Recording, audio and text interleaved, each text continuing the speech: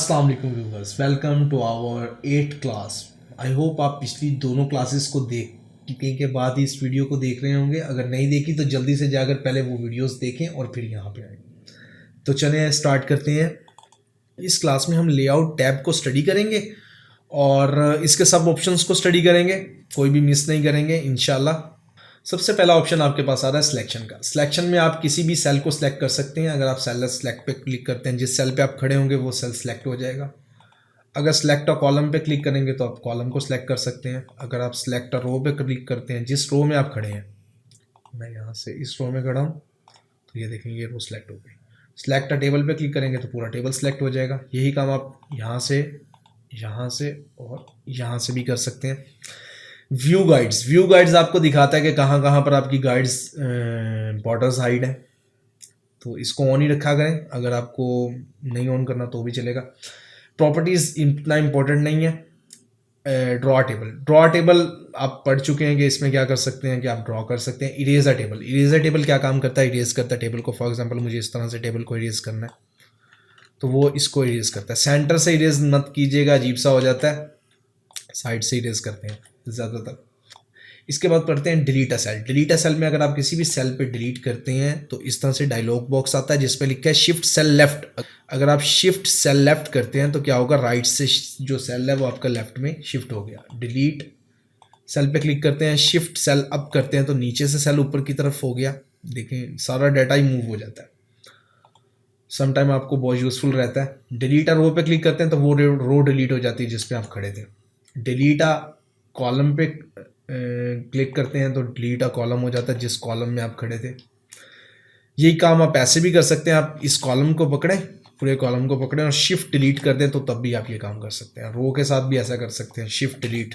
और इसके बाद आप यहाँ से भी यही काम कर सकते हैं। डिलीट अ टेबल पे क्लिक करते हैं तो वही पूरा का पूरा टेबल डिलीट हो जाएगा।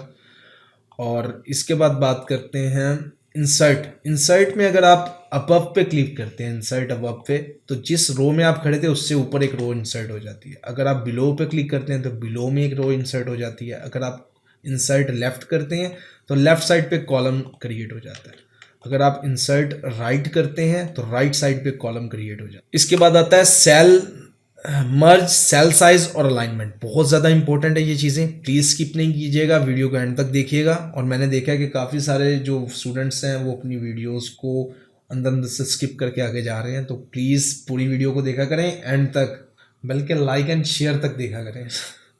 इसके बाद बात करते हैं सेल मर्ज की। तो फॉर एग्जांपल आपके पास मैं यहाँ पर एक ऊपर की तरफ अबव रो इंसर्ट कर रहा हूँ और मुझे ये सेल को मर्ज करना है, मुझे इसके अंदर लिखना है रिजल्ट।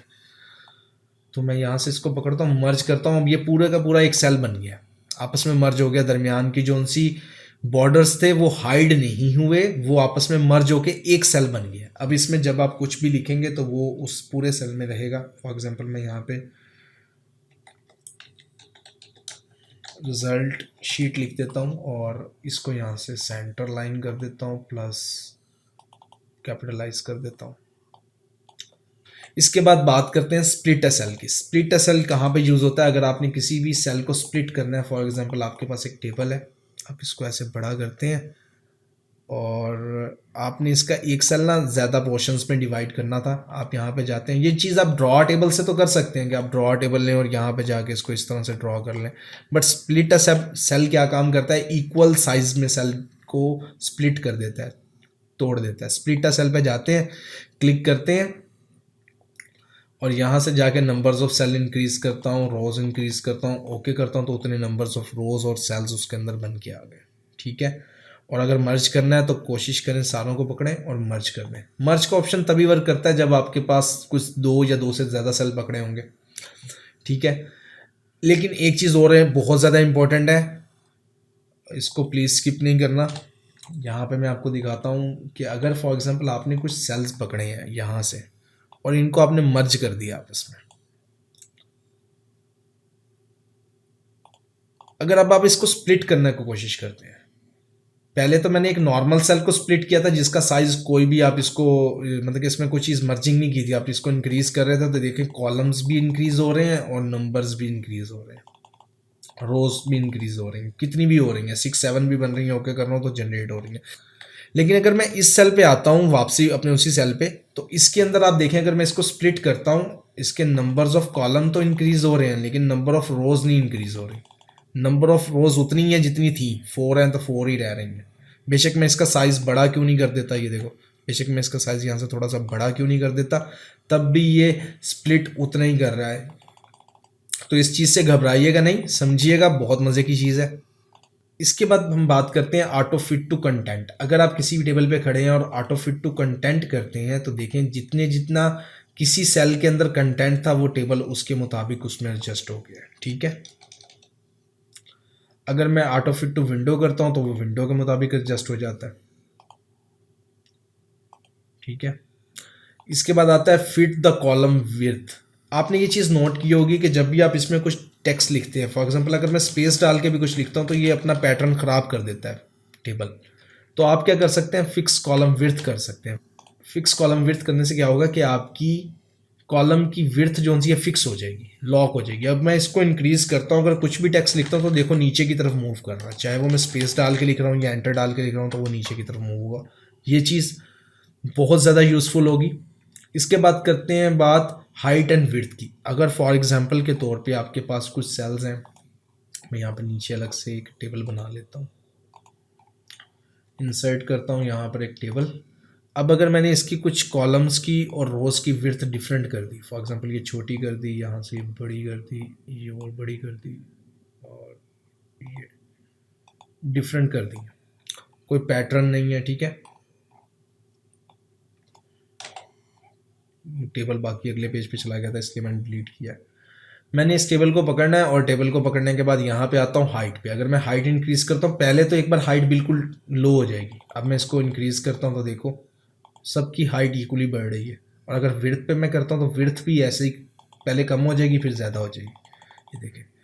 और एक टाइम आएगा कि विंडो फिक्स हो जाएगी विंडो की विड्थ के मुताबिक, ठीक है। कंट्रोल Z से मैं पीछे आया हूँ और यहाँ पे आप देख सकते हैं कि ये डिफरेंट हाइट्स हैं। अगर मैं इस टेबल को पकड़ता हूँ और लेआउट में जाकर डिस्ट्रीब्यूट रो पे क्लिक करता हूँ तो क्या होता है कि रोज जो सी हैं वो इक्वली डिस्ट्रीब्यूट होकर इक्वल साइज में आ गई हैं। कॉलम्स पे क्लिक करता हूँ तो कॉलम डिस्ट्रीब्यूट होकर इक्वली साइज में आ गई। इसके बाद बात करते हैं अलाइनमेंट की। अलाइनमेंट किस लिए यूज़ होता है, अगर फॉर एग्जांपल आपने कोई भी टेक्स्ट आप इसमें लिखते हैं तो आपने देखा कि वो इधर टॉप की तरफ लेफ्ट की तरफ लिखा जा रहा होता है। अगर मैं इस डाटा को पकड़ता हूँ और पकड़ के यहाँ से इसको सेंटर करता हूँ तो ये टॉप में सेंटर की तरफ आ जाता है, टॉप राइट करता हूँ तो टॉप राइट की तरफ चल जाता है। सेंटर में करता हूँ, अलाइन सेंटर करता हूँ तो अलाइन सेंटर लेफ्ट हो गया, अलाइन सेंटर हो गया, अलाइन राइट हो गया। और अगर बॉटम में करना चाह रहे हैं तो इस तरह से आप बॉटम में कर सकते हैं, लेफ्ट सेंटर और राइट।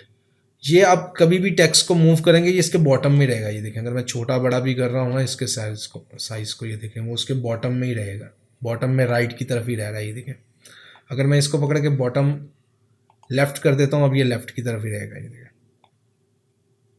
चाहे कितने भी साइज़। और अगर मैंने इसको सेंटर कर दिया, यहाँ से पकड़ा इसको सेंटर कर दिया, अब मैं इसको कितना भी साइज़ कोई भी दूंगा ये सेंटर में रहेगा।